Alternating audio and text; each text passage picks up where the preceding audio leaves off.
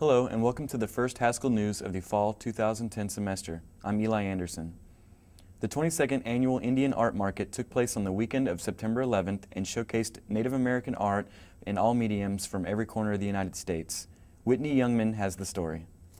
The field surrounding the powwow grounds was packed with cars whose license plates were as diverse as the hundreds of people that crowded the tents. Dazzled by the jewelry and sculptures, the vivid colors and the final products, any question that came to mind was thoughtfully answered by the many native artists who drove into Lawrence from all directions to participate in yet another Indian art market. Some of these artists have been coming for over a decade to showcase their talent and stand next to other artists whom they respect.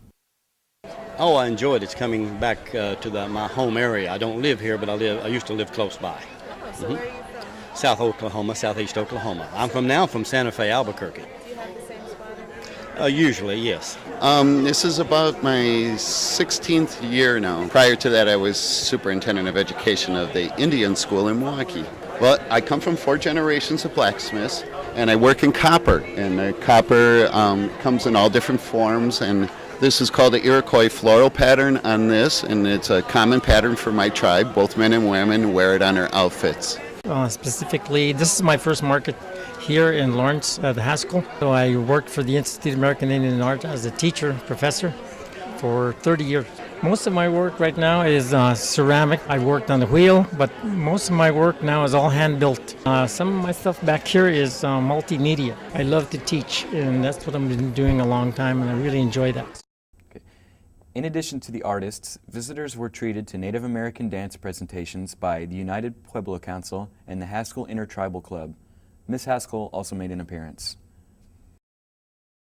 Fall Convocation is the annual Welcome Back to Haskell event. This year featured the 2010-2011 Miss Haskell Dandra Dora, Acting President Chris Redman, Haskell Board of Regents President George Tiger, and this year's special guest was the National Congress of American Indians President and current Lieutenant Governor of the Chickasaw Nation, Jefferson Keel. In an interview, Keel describes the importance of Haskell.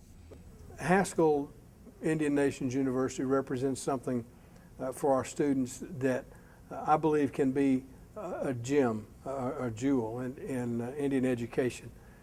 It's unfortunate it hasn't received the funding that it should and the resources to develop that.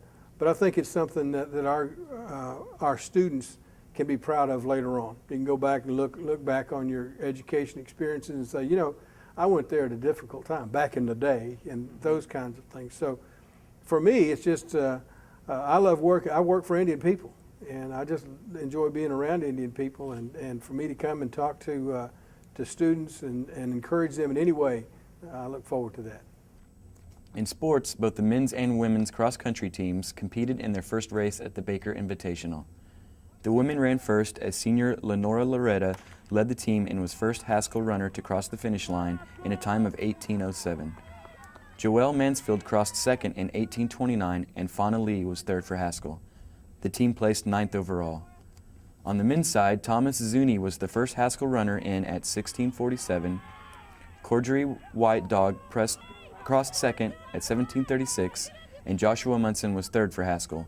The team placed 7th overall. The men's team is the returning Midlands Collegiate Athletics Conference champion. They are hoping to retain the title again this year. The first cross-country meet at home will be October 9th. This is Mari Spala with the volleyball update. The Haskell women's volleyball team is in full swing with their first win coming in the Coffin Sports Complex versus Central Christian. Up next for the Lady Indians is the College of St. Mary on the 17th, York College on the 18th, and Avila University on the 21st. So come out and support your Haskell volleyball team. In football, the Haskell team played their first home game against Bacone College. It was a closely fought game coming down to the last 2 minutes, with Haskell up 16-13. But they couldn't hold on to the lead as Bacone scored a touchdown and won 20-16. In the second home game against Southern Nazarene, Haskell could not get into the game with only 39 yards rushing and 89 yards passing. It was a long night for the Haskell Indians as the game ended 70-0. Haskell will look for its first home win against Trinity Bible College for its homecoming game on October 2nd. Onward Haskell. And this has been Mari Spalla for your football report.